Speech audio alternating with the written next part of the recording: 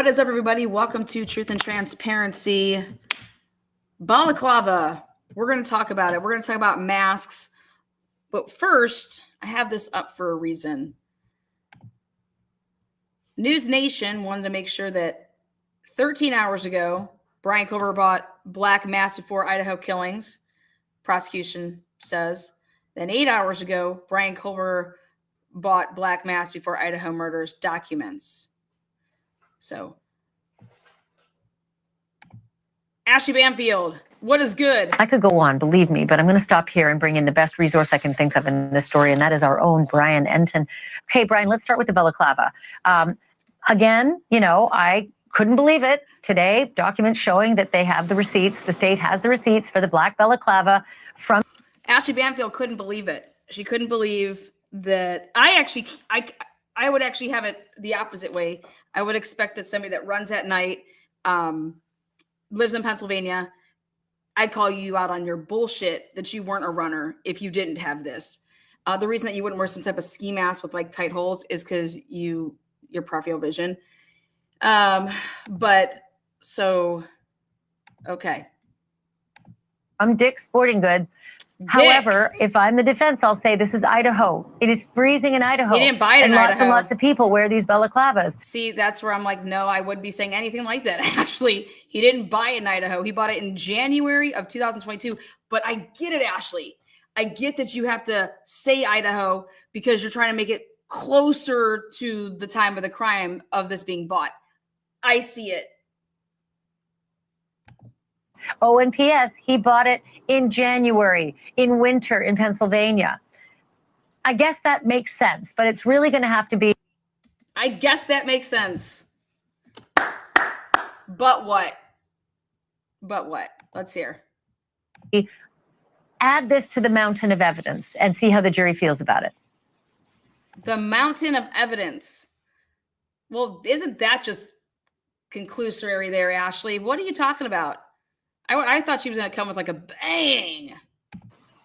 Yeah, it's a good point. It's a good point that the defense likely will make. There was another just mountain of documents that were released late today that you mentioned that we're still going through, reading the footnotes. A lot of these. Are you guys aware that balaclavas, they are sold at Dick's? Dick's brings in $4 to $17 million per year. And guess when the highest peak is to buy such an item? Can you believe it? January, when a lot of their shit goes on sale for Christmas. This is the highest. It's a 5% increase in sales. You guys would think that I work at Dick's, right? No. But boy, sure did we talk to some Dick's today. New nuggets, these bombshell nuggets are sort of buried in the documents, including this latest about the balaclava, which, by the way, just to be honest, I didn't even know what a balaclava was. At first, I was thinking baklava, like the Greek food, but yes, woo! Yes, see, everybody's talking about baklava. No, it is a mask. You see it on your screen. That's what it looks like. It's similar to like something that we would wear skiing or that you'd wear on a very, very cold day. And the state got all of the records, got all of the shopping records, has the receipt from Dick's Sporting Goods, and says that Brian Koberger bought that on January 10th, 2022, 11 months before the murders. You mentioned it. He was still living in Pennsylvania, and that they plan to bring this in during the trial, Ashley. So, obviously question number one. And this is why I talked about it. I talked about it last night because how they plan to bring this in is through who? How do they plan to bring this in? Why would it be relevant? Well, because of Dylan Mortensen. And you know what they just showed on the screen there? Her drawing.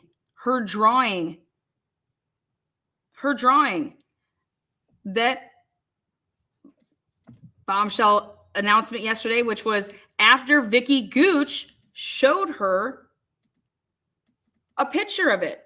One of these right here.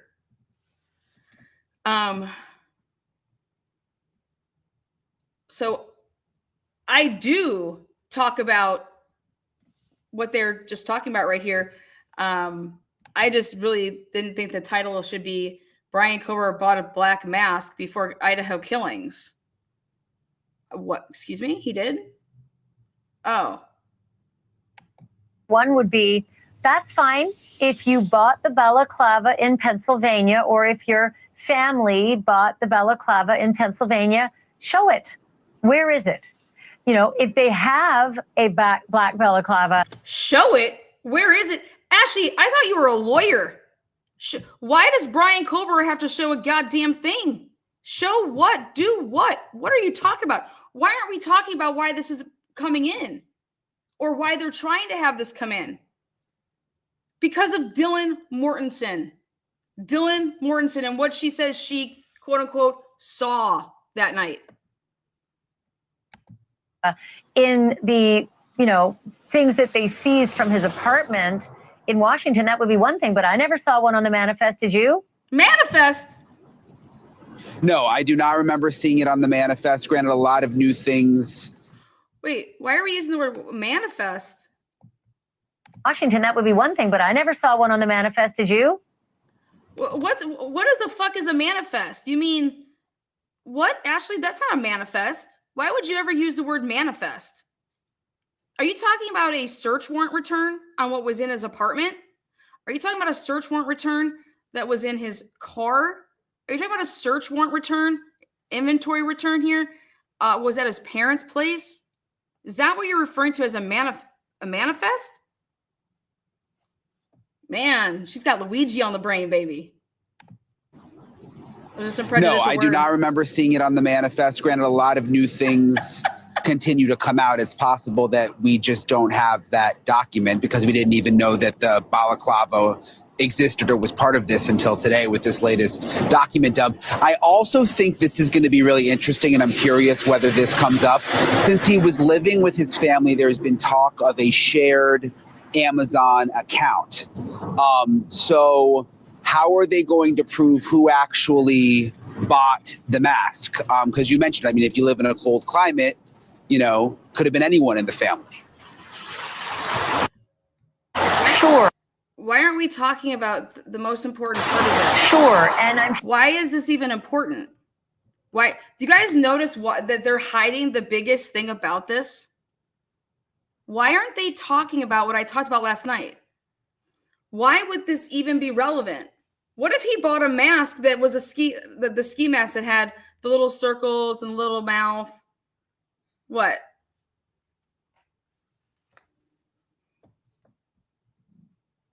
They're not mentioning a very, very big point, a big name here, and why and how, and that's what the documents are all about. I'm sure that anyone in the family wants to help his defense, more than likely, so just produce the balaclava. And oftentimes, Brian, you know, detectives can do amazing things by matching certain fabrics with certain lots from that particular purchase. So they've got that purchase, they've got the information on it. Maybe they could go deep and find out if they do provide a balaclava, if it is the actual one that was purchased. I've seen that happen in trials. This is the first time watching this, so this is news to me. And by the way, those are weird things to have. I never had one in my house until I married somebody who gets cold skiing and skis with one of those. But they are not every household has one of those, so they're unusual purchases. Speaking of that, go into that a little deeper, Brian, that the fact that the defense will say Brian Koberger was living at home in Pennsylvania and they were sharing, you know, Amazon purchases throughout the family. So you don't know who was doing the typing. What are you talking about? This has nothing to do with Amazon. This is a Dick's goddamn receipt, Ashley Banfield. What the fuck does this have to do with Amazon? What the fuck are you talking about? What in the fuck is she talking about? This has nothing to do with Amazon. This is a Dick's receipt that came from Dick's.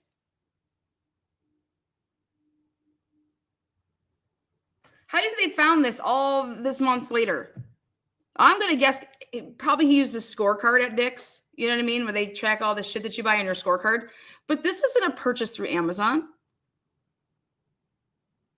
This isn't a... You know, I get it. She covers a lot of cases, but this is like, I think, her baby right now. And wow, is she putting out misinformation? This is from Dick's Sporting Goods. Dick's. There's a receipt. This has nothing to do with Amazon.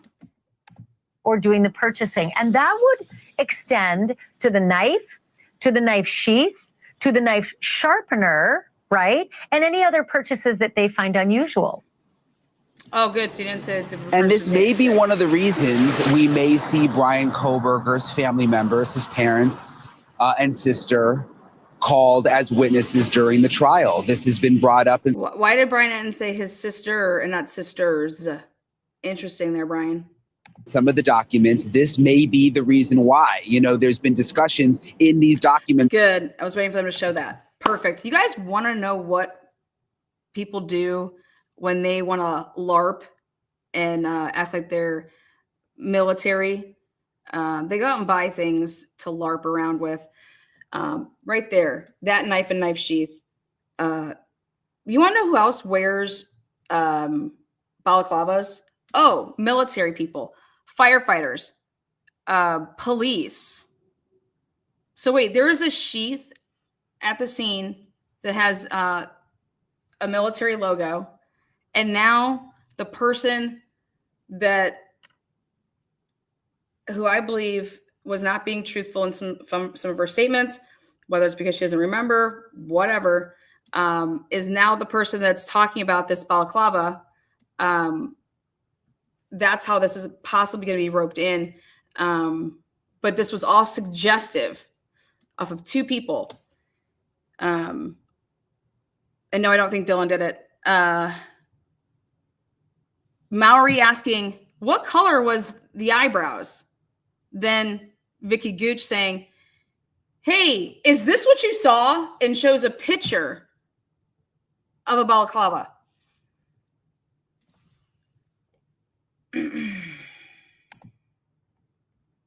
That's called suggestive.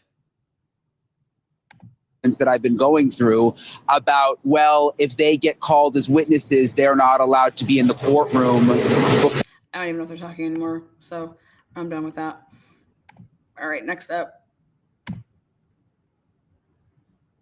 case you guys did not know, Dick's, though, $4 million to $17 million per year in sales for balaclavas. Did you guys know that? I bet you didn't.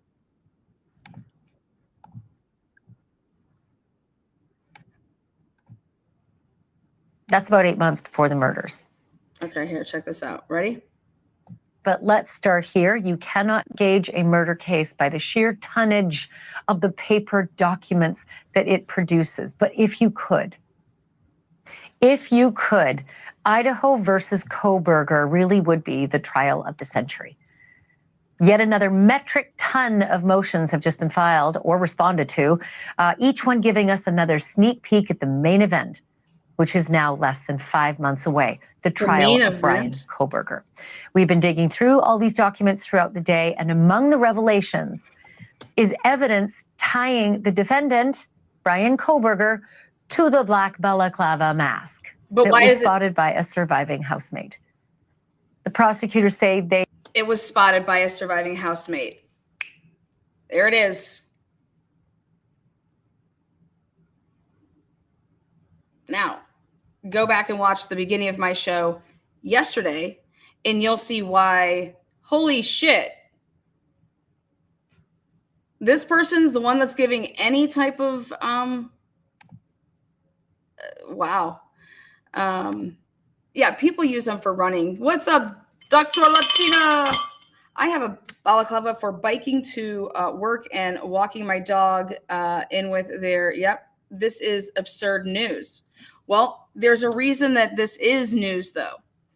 And they're sugarcoating around why it's news. And this all hinges on the eyewitness testimony of Dylan Mortensen. Yeah. I don't think that Dylan Mortensen was in any condition to be saying anything about anyone. But more importantly, she says it. She says it. I can tell you what, if I would have seen a guy in my house wearing this shit, I'm not calling the police. Why would I tell law enforcement that I went to bed at 3 or 3:20, only to find out that I'm saving a contact in my phone at 3:51? Only to then say that I just woke up out of the blue at 4 o'clock in the morning.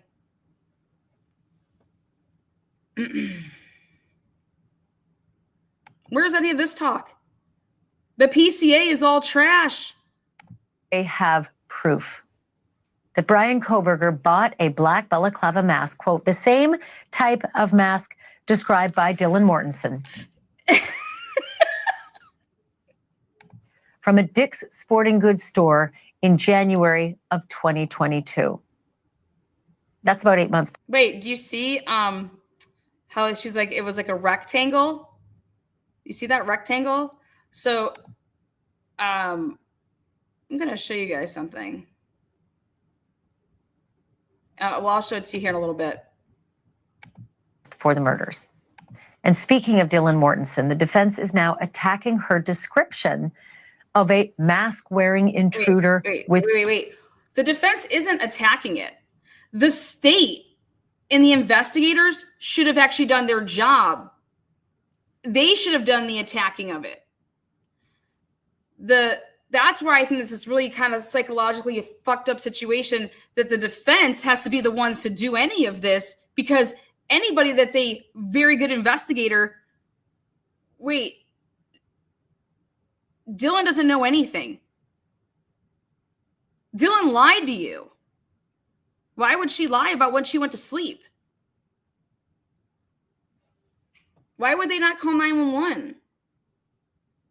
These are facts. Dylan lied about what time she went to bed. She could have went to bed at 3 or 3:20 if she put in her phone and is using her phone to utilize a new contact, to take your phone. Okay, this can't even be a butt dial. You have to take your phone, unlock your phone. Then you have to go to contacts. So I have to go to my call. Then I have to hit the button that says contacts. Then I have to hit the plus button to say new. Now I have to type in a person and a number. That's what Dylan Mortensen did at 3:51 a.m. Dylan Mortensen never said anything about any bushy brows when she was interviewed by Mitch Noonans the first time at 12:09 right after noon, right after this happened. Mowry asks about the eyebrows, mentions the eyebrows. She never said the word eyebrow ever until Mowry says, what color was his eyebrows?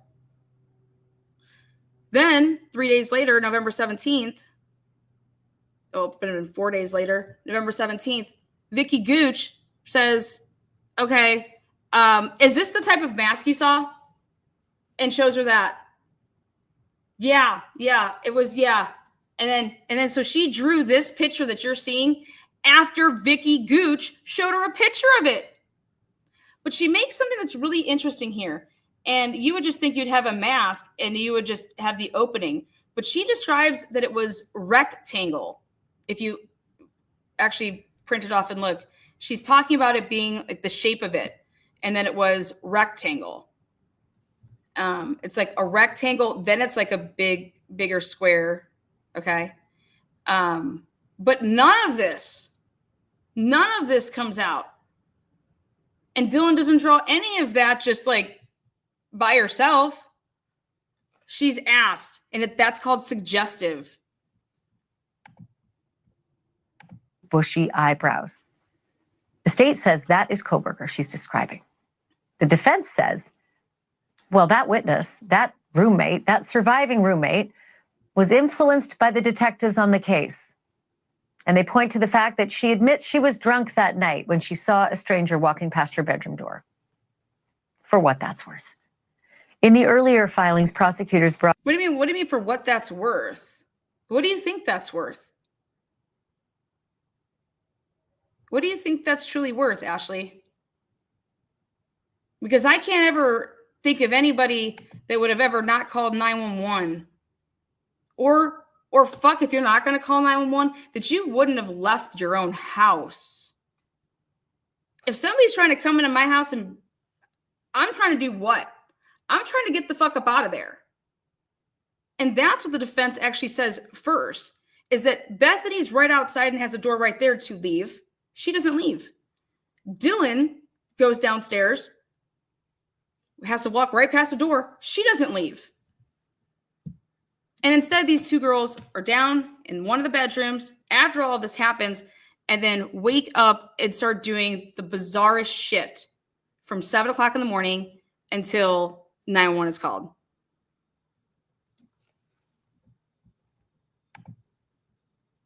Brought up this. Has she mentioned yet that she saved a number and a new contact hit at 351? Yeah, this is Kohlberger's purchase of a K-bar knife, which has never... This is Kohlberger's purchase right here. That's never been said. This is his purchase right here. In fact, they have never said that. They have never said that. They said that he purchased a K-bar knife, sheath and sharpener, and I did my homework, and that's how it's bundled. And then guess what they also said? Oh, that they also bought, but nobody wants to talk about this, bear spray, fucking shit for like a hiking trip or a camping trip, like a tool kit repair or something. I mean,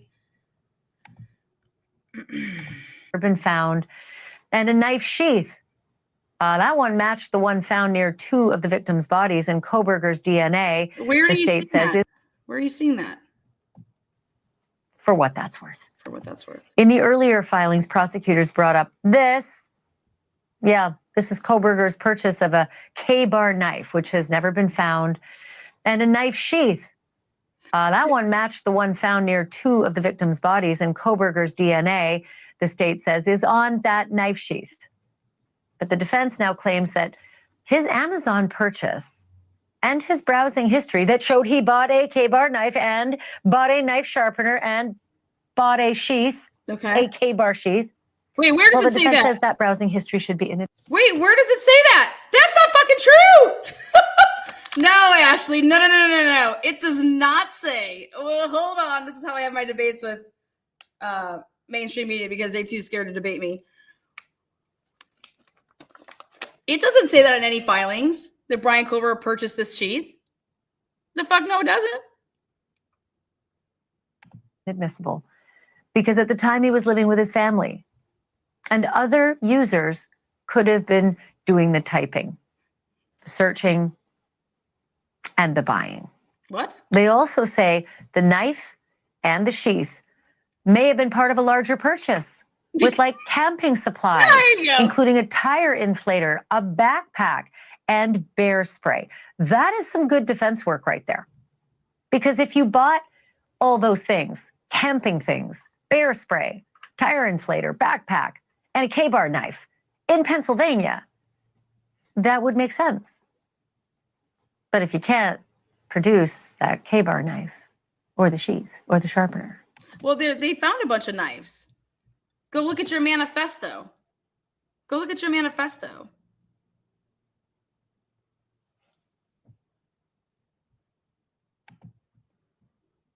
Maybe not so much. Don't forget, he was also known to search, apparently according to the state, for a replacement knife and sheath. As You guys are just adding in the word replacement knife. The word replacement. That's the state doesn't say the word replacement for the record. Okay, that has been said by mainstream media and their sources.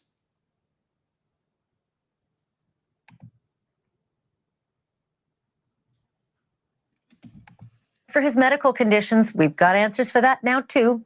His lawyers say that his developmental coordination disorder makes it impossible for Kohlberger to be able to slash 4 people to death in such a short period of time. And the state has an answer for that. That a doctor says Brian's condition was a thing of the past, something that hasn't affected him for many, many years.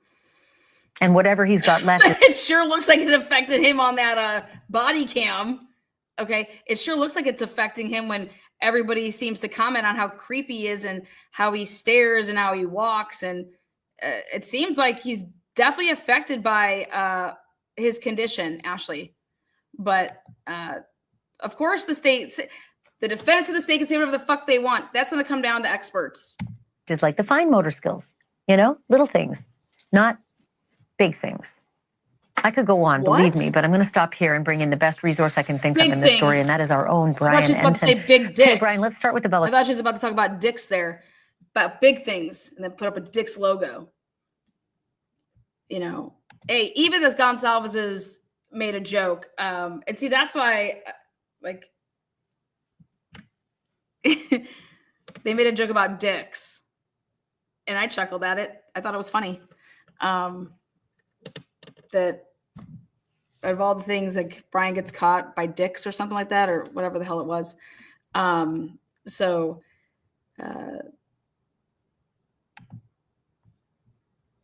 Balaclava. Again, I couldn't believe it. Today, documents showing that they have the receipts. The state has the receipts for the black. Awesome. All right. So why is this important? Why would it not be important? Well, I think it just goes to show that if the state never shows Dylan, right? This is about you have to go back to the case law. If the state law enforcement never shows Dylan that mask, does that ever get said? And the answer is no. Do you think that Dylan knows even what that word means? Do you think she even knows what that word is? That's even in her vocabulary? No. In fact, go back to the PCA. Go back to the PCA. It doesn't say that. Speaking of the PCA, Karen, woo! $999. Karen, what do you got? Good afternoon, Lana. All the mods and friends in this chat, spreading love and kindness. No, take avian ham. That hurts my ears. Well, hey, this is how I would debate them. So as I was saying, I wanted to take a look. I took a look at the PCA one more time because I was interested in why in the PCA, when they were talking about the car, did they stop and not mention how the car, suspect vehicle, had went up and made like that fourth loop to go back and park in the back, like it says in the FBI, report. Instead, they make it seem like the car kind of parks right in front of the house. You guys know what I'm talking about? So what I did is I created this, and I'm going to release it for the first time on Bob Mata's show. But I've been working on this. Let me share this really quick. I'm making this Excel spreadsheet. And what it does is it shows, so like the event, talking about Sigma Chi here. Let's go like this.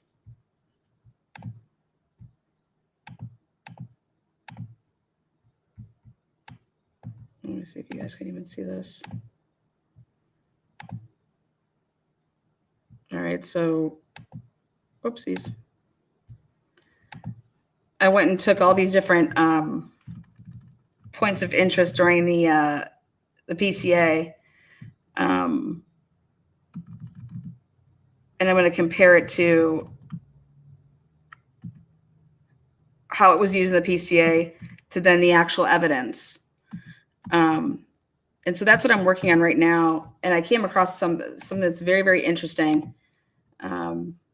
But you guys will see it all on that show. So join me next week with that. Let's remove that. Oopsies.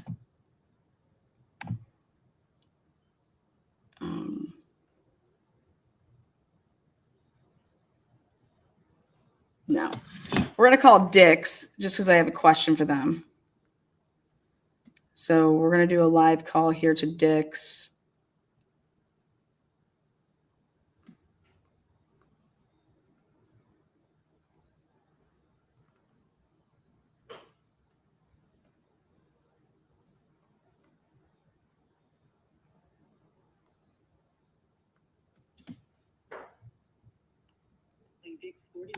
Our store is fully open for in-store shopping. For store hours, press 1. For directions to the stores, press 2. To check in for contactless curbside pickup or to speak with a teammate, press 0. For inquiries about in-store merchandise availability, please visit Dix.com or download our mobile app to review the merchandise availability in your desired location. In a hurry, use the Pickup in-Store feature to purchase. If you are checking in for curbside pickup, please press 2. To speak with a teammate, please press 0.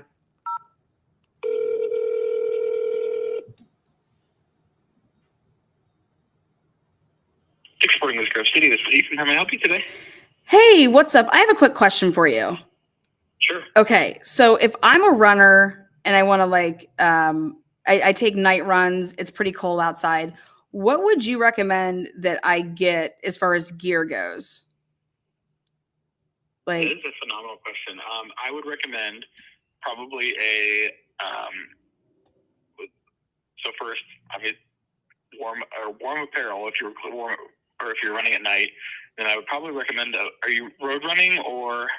Yeah, I'm gonna do road running. So it's like, okay, I know that I'm gonna have my gloves and like warm socks and really good shoes.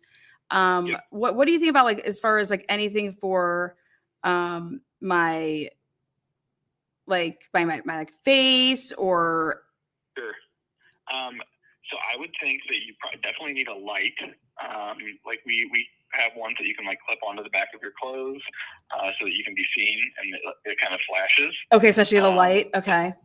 Yeah, I would definitely recommend a light. I would definitely recommend if you want to run in a vest, we do have like the reflective vests because. Oh yeah, that's a good idea. Crazy, so, I like that. Okay. And then I would recommend, they're called SPI belts, SPI belt, and it's something that wraps around your waist, and you can put all of your like your phone or your wallet or your keys, or you can put whatever you need to in there. And it's really low profile, and you. It's called the SPI belt. Yep. Oh wow. Okay. Cool. So, all right. So I'll get one of those, and then you said a light reflector, and then like, did you say anything for my face or? Not really necessarily anything for your face. I mean, a hat if you want one, but I wouldn't think you need anything necessarily for your face. Okay. Maybe if it is a little colder, maybe I would go with some like anti-chafe cream on your cheeks, like because that happens too as soon as it gets colder. But okay, so like you wouldn't recommend like getting a mask or anything? No, I probably wouldn't. I know when I run, I prefer to not have anything. Just be like free balling. Breathing. So yeah, exactly. Okay. So do you guys not even sell masks? Not really. We have like the balaclavas. Oh, you do? What are those? So those are like, it's essentially like a ski mask. So are those the only type of ski masks you sell? That's correct. So like I couldn't even buy like a ski mask that has like 2 holes in the eyes and like 1 in the mouth or something. Right. Yeah. We only have the ones that are like completely solid. Okay. Yeah. Cause I'm thinking like the 1980s, like who wears those type of ski masks anymore? Right. I know what you're thinking about. Yeah. Like I was just like, oh my God. Do you remember those back in the day? Yeah, I do. Like the knit ones, your parents like were like, this is what you're wearing. Get out there. Exactly. Yeah. Okay, so perfect. So wait, what's that called again? Balaclava. Okay. And do you guys, are they thin? Are they like the tight stuff that goes like Under Armour kind of? Yeah, 100%. That's exactly what they're like. So there's some that are a little bit thicker and some that are fairly thin. Okay. And then so you guys have some in stock then? Yeah, absolutely. Okay. And what's that price range going to run me? Like 35 to 38. Okay. Roughly. Yeah, perfect. And then what kind of colors do you have? Is it all just black or do you got any other colors? Yeah, it's all just black. Okay. All right, dude, you've been awesome. I'm definitely gonna stop in, and if you get commissioned, do I give your name or anything? I do not, but just be happy to have you come in. Oh, okay. Thank you so much. Okay, hon. Of course, thank you. Okay, bye. All right. Well, it's good to know that I wanted you guys to hear it all for yourselves, that there is no such thing anymore as those old school ski masks that have like the holes here and the holes here. You just can't get those anymore. So that's pretty much the only mask that you're able to buy nowadays. But bless his heart, he wanted me to get chafing cream for my cheeks. I was about to ask him, does he use chafing cream for his balls? Because I've put them on my nips before, you know, but I didn't think that was appropriate. He seems like he's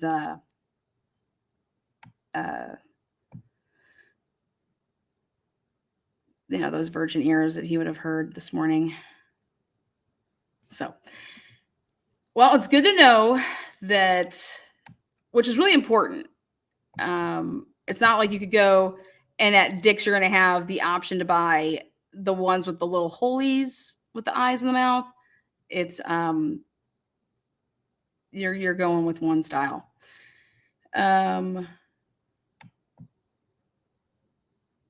But I would like to read this for you. Hold on one second.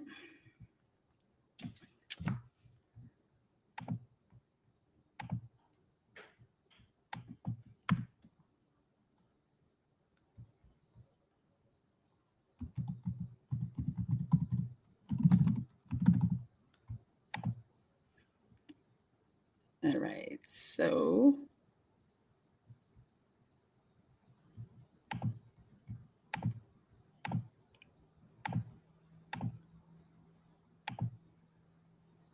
This balaclava recently became illegal for civilians to buy, so we made our own, and we improved upon the original. If you hike, ski, or like touching grass, you may have heard of the techwear behemoth Arc'teryx. They're a Canadian company that specializes in premium outdoor gear. Arc'teryx was and still is in some ways the undisputed leader in ultra high-end outdoor gear. They're especially well known for their Gore-Tex jackets, commanding high prices even on the second-hand market. Arc'teryx on me, no, we don't run no Patagonia. Arc'teryx on me, I could go hiking in Snowdonia. But that's not all. Arc'teryx has a few different lines under its purview. Being well known in the outdoor world, this translates easily into tactical gear. And Arc'teryx has a line just for that. Enter Arc'teryx Leaf.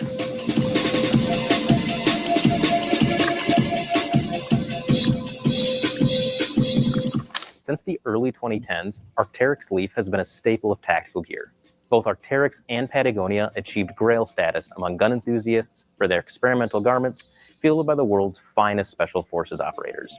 But one operator and one garment ended up cementing Arc'teryx as the true king, their assault balaclava. This footage is of Christian Craighead, a now ex-British SAS operator. During a dangerous counterterrorism operation in Nairobi, he'd end up rescuing 20 civilians caught in the crossfire of an Al-Shabaab massacre on live TV. But the unusual way he was dressed caught the attention of many. Along with street clothes, he was sporting a Crye AVS armor carrier, Colt Canada C8 rifle, and the balaclava in question. The photos spread like wildfire on the internet. All right. So here, in case you guys didn't know, I thought it was interesting based on the sheath that was there. And the iconic... And like, holy shit, right? So based on the sheath that was there, I was like, I swear it's a big thing for the military, these balaclavas.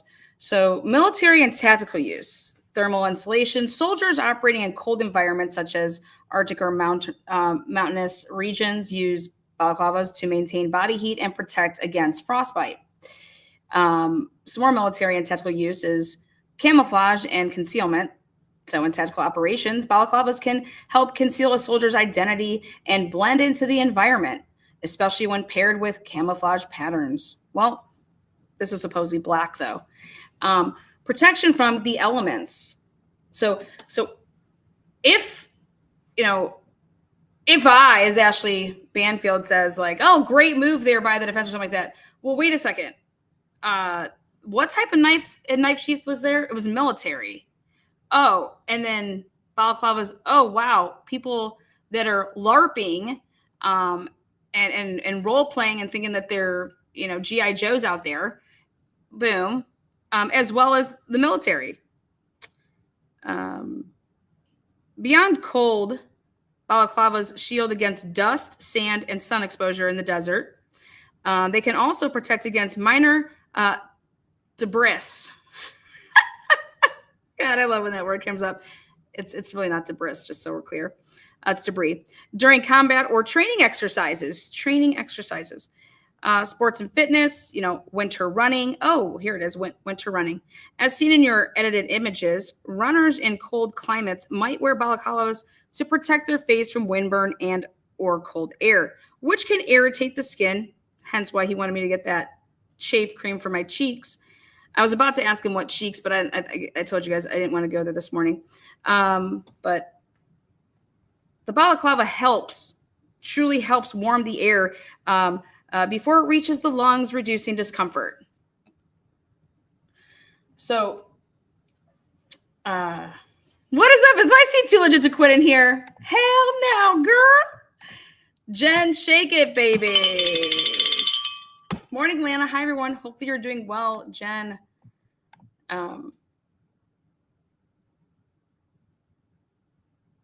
Good afternoon, Karen. I must have missed you, Jen. I'm sorry about that when I was clicking them. Karen turned 20 people in here green. Jen turned 5 people in here green. Hell yeah, we're the Green Men group. Look out. Cheers. Now, call me crazy. All right. Call me crazy, but wow. Military knife.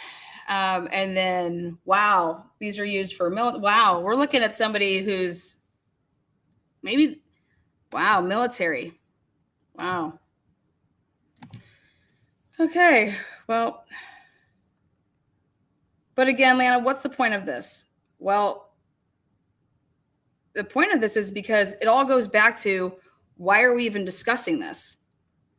Why is this being discussed? And it's being discussed for one purpose. It wasn't like the cops went through all of his stuff, did all this amazing detective work, okay? And, oh my God, we happened to find this. We found it, on his person, or we found it in his house, and it has fibers from the house. It has DNA on it, okay? No, this person could have not even been wearing a mask. This person, how do we even know that Dylan saw anybody? Okay, but this is important for one reason. And this mask relies on one person. And that's Dylan Mortensen. And so can you imagine, so how the defense is saying this is no different than like, wow, this girl who's not reliable, okay, not credible, we have a question mark about this truthfulness of that she was truly sleeping, because now we found out, wait, she didn't go to sleep at 3 or 3:20. She was texting with Eric Growler, asking him if he was still driving. Then she's saving a contact in her phone at 3:51, and she wants us to believe that she was sleeping. As a detective, I would think the first thing you would do is, wow, I need to talk to you. When did the police interview Dylan to say, hey, are you sure that you went to bed at 3 or 3:20? What if we told you that we knew that you didn't? Is there anything that you want to tell us? I mean, why would anybody lie? So I think what sucks is that if this stays in, Dylan's going to have a way harder time on the stand, because then Ann Taylor has no choice but to go through all of this stuff with everything that Dylan said to the police. And it's going to show the lies. And so Dylan's going to have a really hard time on the stand. And you don't have to be nasty to somebody, but like, you're there to defend somebody, and like, I feel bad that I have to ask you these questions. I feel bad that the law enforcement people didn't do this. Okay. But they went ahead and said, and they are deeming you as a very credible witness. And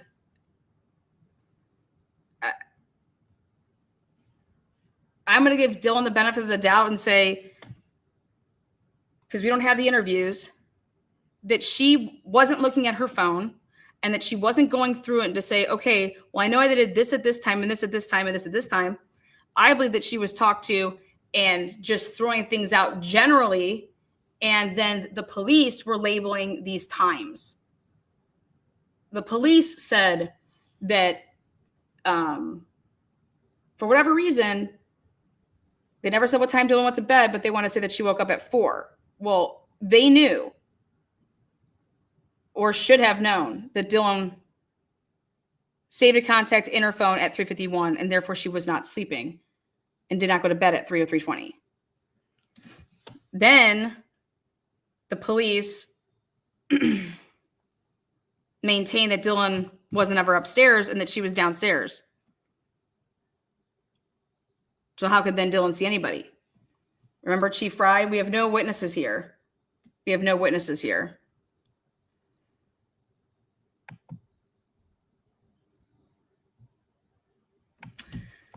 So it just sucks.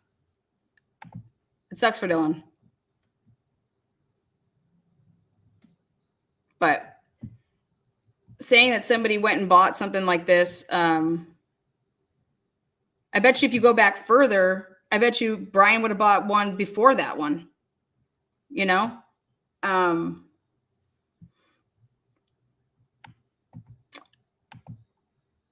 I would just think that you guys do know what they put in the documents. Like, when is it coming out that they're going to start talking about Brian's papers?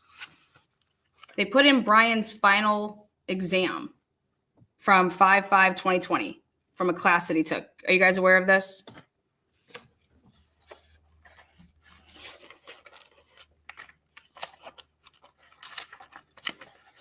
And it was to document how you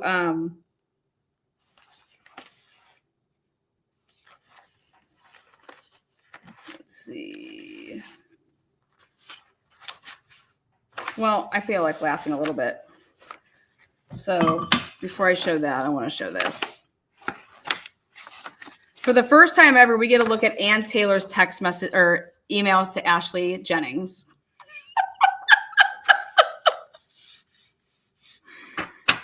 And here we go. We're going to bring in, let's see.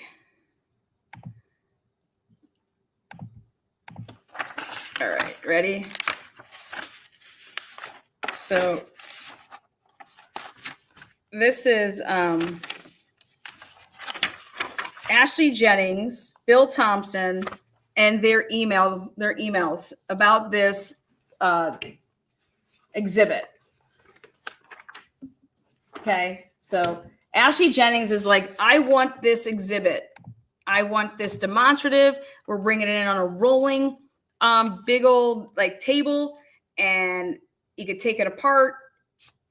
And we want to use this demonstrative. And so she asks Ann Taylor to stipulate to it. So I think it starts backwards though. All right, so here we go.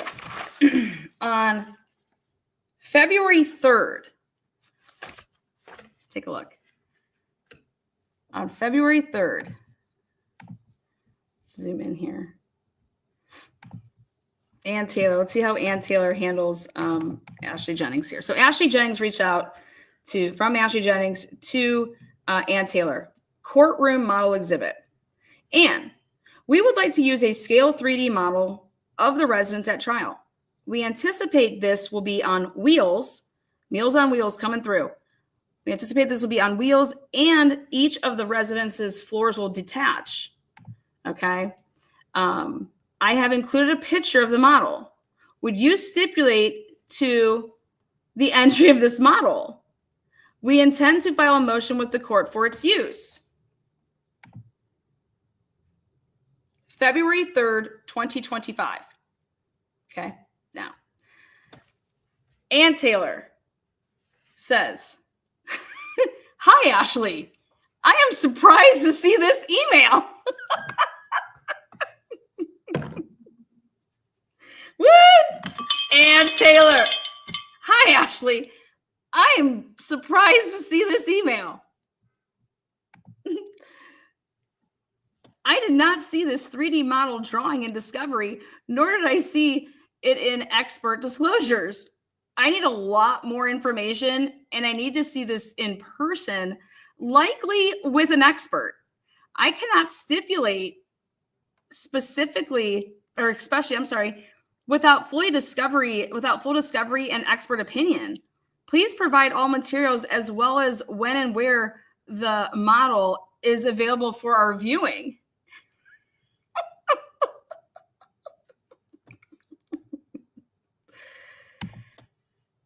I mean, best right here. I am surprised to see this email. Just so she gets right back to her though here. February 3rd. I mean, when did she write this? February 3rd, 1:22. Oh my God, Ann Taylor, this is present tense. No time to make anything up here. Ann Taylor, look at this. Boom. 1:31. Okay.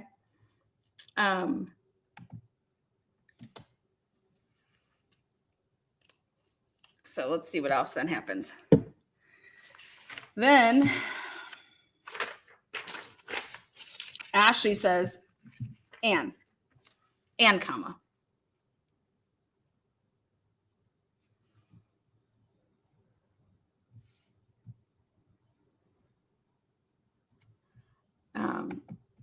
The physical model has not been completed. All that we have at this point is the drawing, which we were just provided, and you now have. We were just provided that. And you have that now. Let me make this just a tad smaller so I can have it all in frame. There you go.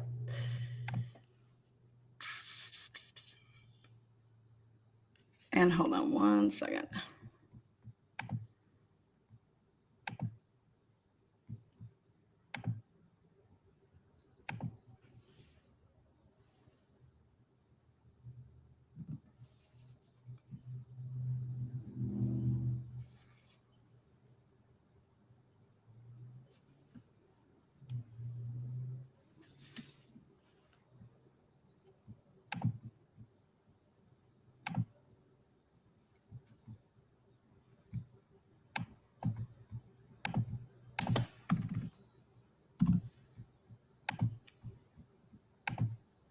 There we go. Okay.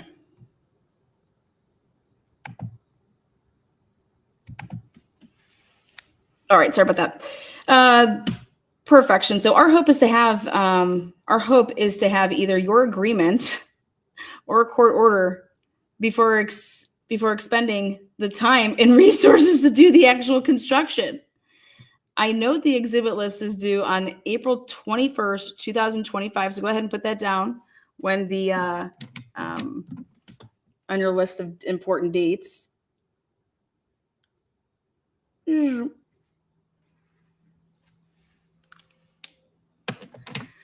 copies to exchange at this point. So I should also add that very little details will be demonstrated within the house. My understanding is only walls and doors will be present, no placement of bodies, etc. This model is to help the jury in understanding the layout of the house, which, as you know, is odd. This model could be used for solely demonstrative or demonstrative purposes. However, our thoughts are that it would be beneficial for the jury to have context for the layout while deliberating, which means we would need to admit as an exhibit. I was hopeful that we could proactively take care of some of the more routine and equally beneficial items such as this as they come up. Okay. Oh. Hi, Ashley.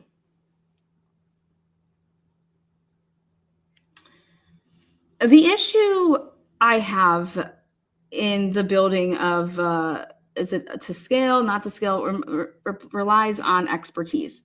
I need to know who is doing it, their qualifications, the data they will rely on, and what programs they will use to construct the model. I need this information so I can have our expert help me understand the model and make a decision. This was something we requested back in the fall/winter of 2023 when we learned of this. I don't think we have the reports, photographs, or measurements taken to support the construction of the dollhouse. And Taylor says the dollhouse. The fuck? Oh shit.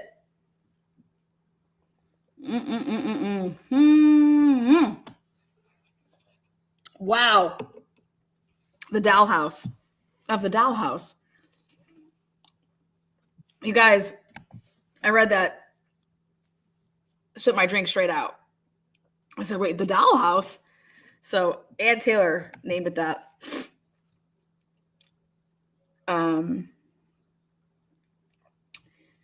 I don't know who is constructing it or their qualifications. I appreciate you explaining why you want to use it, and I also want us to resolve as many issues between ourselves as we reasonably can. Will you provide us with the background information now so I can work with our expert to understand how this model is being constructed? I cannot stipulate to something I do not yet understand. Like, duh, makes sense, right? Well, then... well, that date, that was February 4th. Then on from Bill Thompson on February 28th. Hi, Ann. This week we received some supplemental information from the FBI regarding the 3D model, and it is being added to Discovery. Courtesy copy attached. Wait, what? Wait, do you guys understand? This was all due September of 2024, like Discovery, okay? So here, basically, Ashley Jennings was like, no, Bill, you can write her that fucking shit. I'm not writing her this. Get to it. I'm not going to be your bitch. So backseat Bill had to get up in the front seat, okay? And on this thread, he's like, all right, I'll do it. I'll do it. I'll do it. I'll do it. I'll do it. It's like Ferris Bueller's Day Off. I'll do it. I'll do it. So Bill Thompson sends this email on Friday, February 28th, like fucking 20 some days, 24 days later at 11:49 a.m. to Ann and Ashley, and then CC's the crew. Ann, hi, Ann. This week we received some supplemental information from the FBI. He doesn't want to say the word Discovery. So then he has to say, I'll add it to Discovery. Okay. As Ashley and I visited with you last week, oh, good, they actually met. We only want to use this as a demonstrative exhibit for any witness who might talk about the residence, not an actual scale model. You seemed reluctant, so we're wondering what your concerns are and how we might try to address them. Hi, Bill. I have had an opportunity to review your email and the file attached. I continue with the same objections as we discussed and as I expressed in email exchanges with Ashley. The additional discovery and proposed use do not alleviate my concerns. I did see your motion in limine and plan to respond.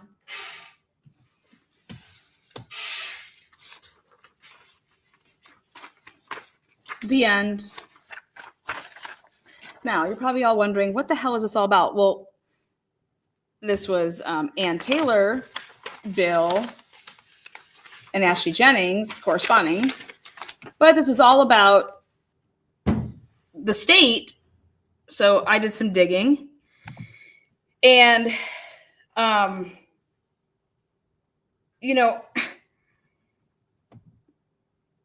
they did scans and they've been done for quite some time. And so to think that you're supplying more discovery or supplemental material that show this house and the different, they use a ton of technology, like new technology. And so I just was like blown away. I'm like, they're admitting in emails that they had discovery and they didn't turn it over. They're admitting that in emails.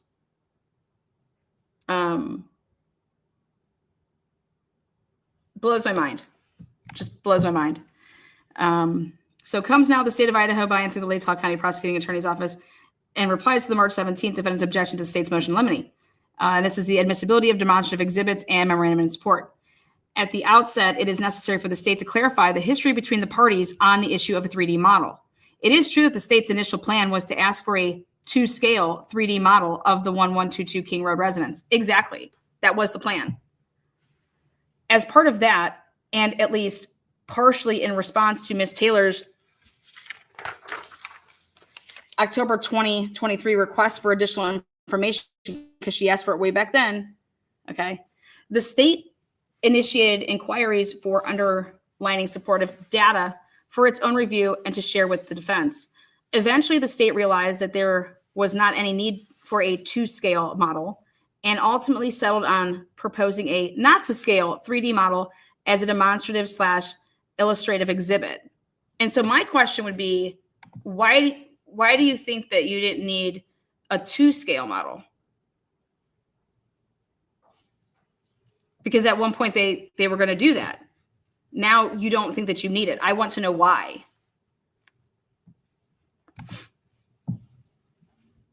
Well, the emails the defendant attached to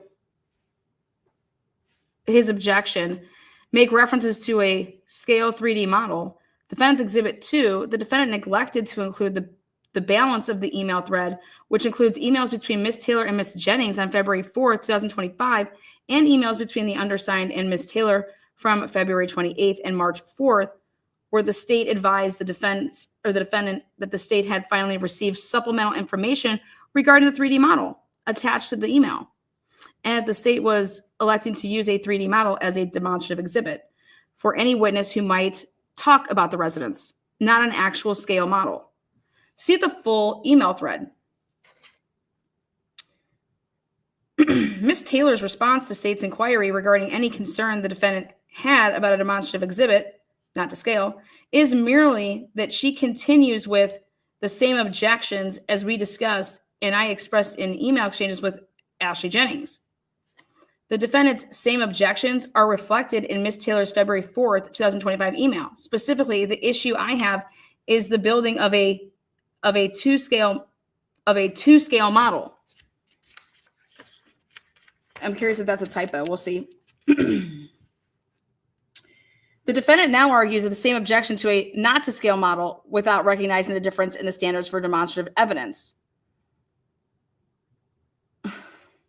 I personally think that she has a problem with both of it, because then why didn't we just agree to keep the fucking house? What are you talking about?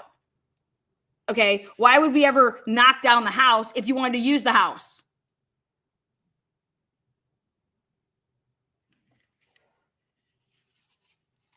As the state outlined in its motion limine dated February 21st, 2025.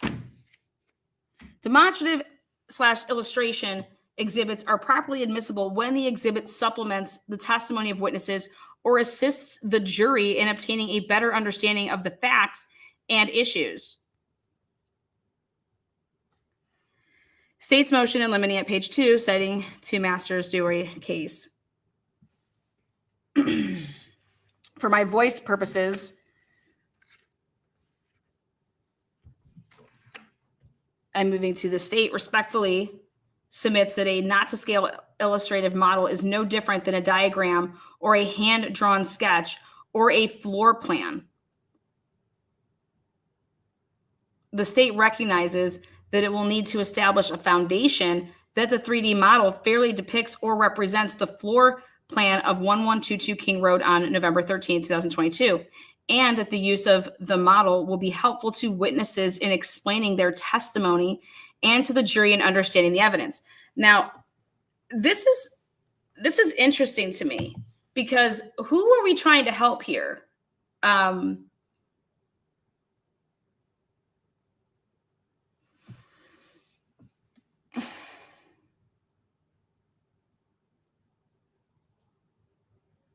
Because the last sentence there says that the use of the model will be helpful to witnesses in explaining their testimony.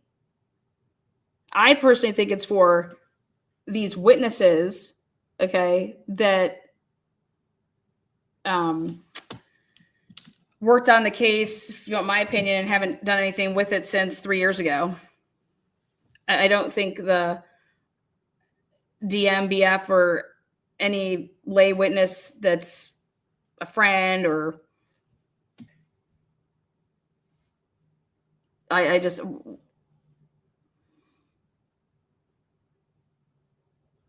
aren't pictures supposed to do that?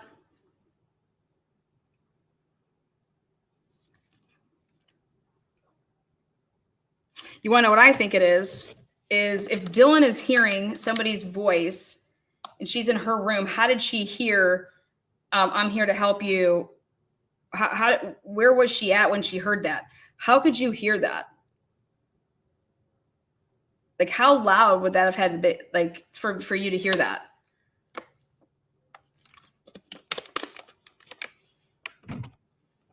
Things like, you know, I thought it was Kaylee, or I thought it was, which we're going to get into all of that. The whole TikTok, again, a lie. We finally found out that the DoorDash technically dropped off the item or items at 3:59 a.m.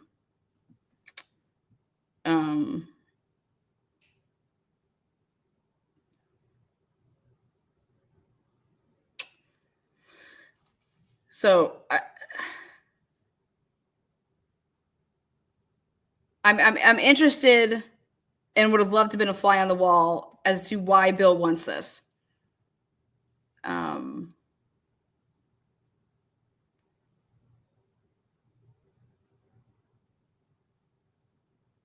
And I think that if you have to go through pictures and you have to see, like, all of this stuff would have been in the way, or why didn't any blood get on over here if they were, you know, walking from here to here, if they did this. I don't know. I think that, you know, just to,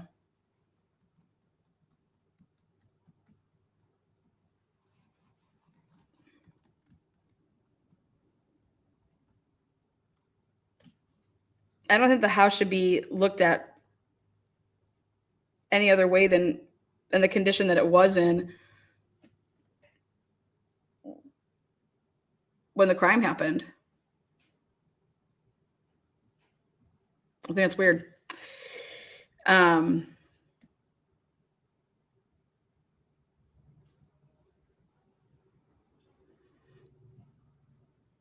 Yeah, that's something that I'm thinking right there too. The time of the crime is really, really important for the state.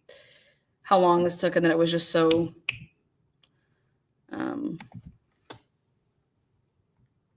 I think that I would want to see, for me, if you want me to think that, you know, if someone's walking around and has a knife and they're just like this walking around, you know, the blood from the knife going places, you know,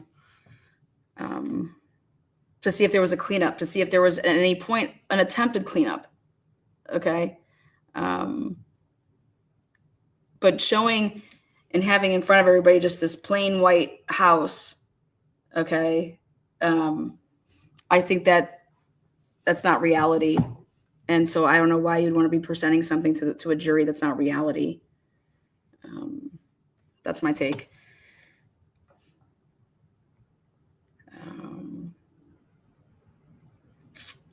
So yeah, it's.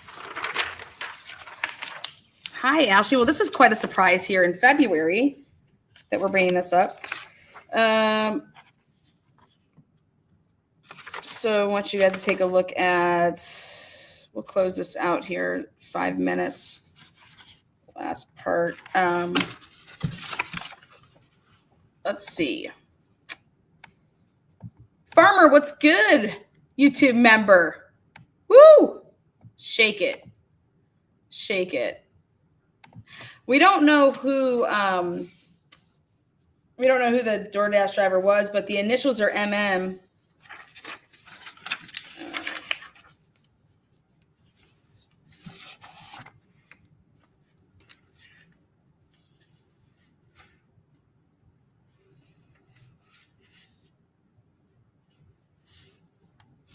This is more examples of how they found out about this federal grand jury and what was, truly obtained when and supplemental disclosure on 3/3/2025.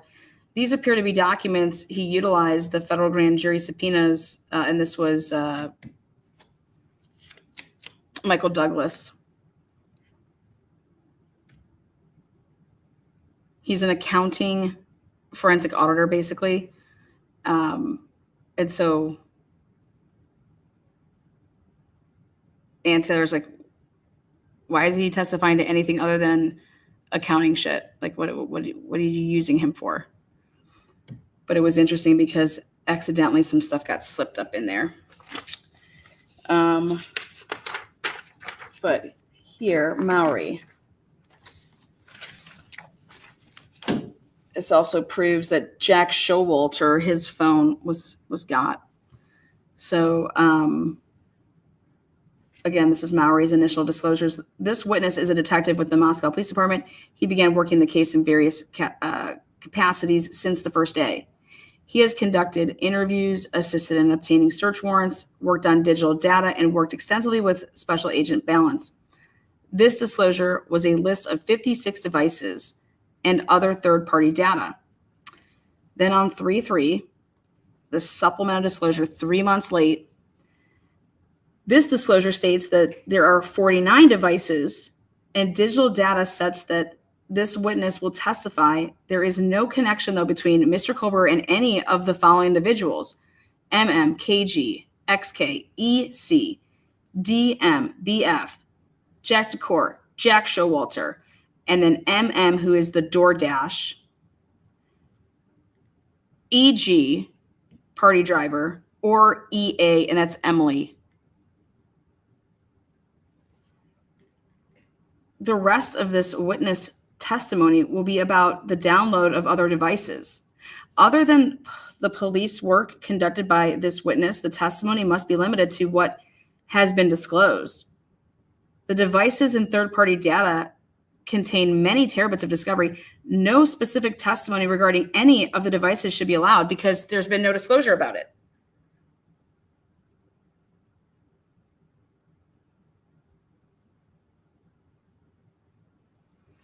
So it's going to be very interesting, and I think it's going to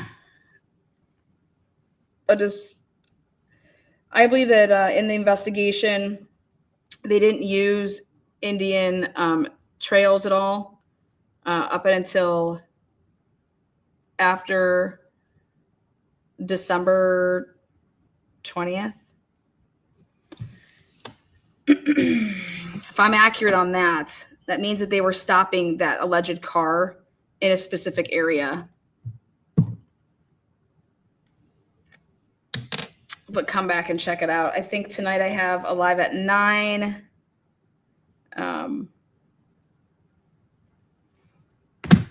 We'll talk about it based on the way some of this stuff was written. So again, thank you so much, moderators. Again, this is coming straight from the documents. The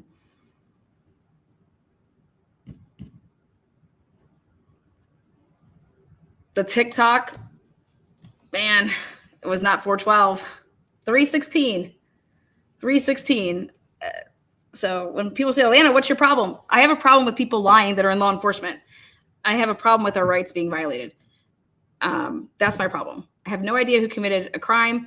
I know that you are constitutionally innocent until proven guilty. That's what I believe in. And I believe that there's a huge, huge problem in Idaho. And it's not just this case, but this case is going to highlight some serious fucking problems with the FBI and the things that they've done in the past, and that maybe this case will get them to stop doing. But Woo! Problems. And seeing that we have to make big deals about the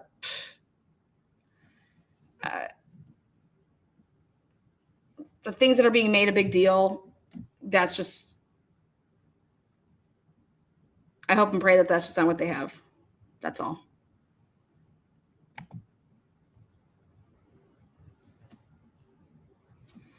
So peace out.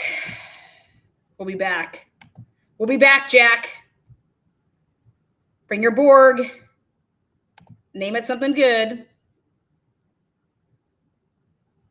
Peace out, Ashley. Thank you, Brian. Thank you guys for being my guests today. We appreciate you. All right, guys. Peace out. Thank you, guys, moderators, and all the supporters. Woo! All my green folks. Shake it.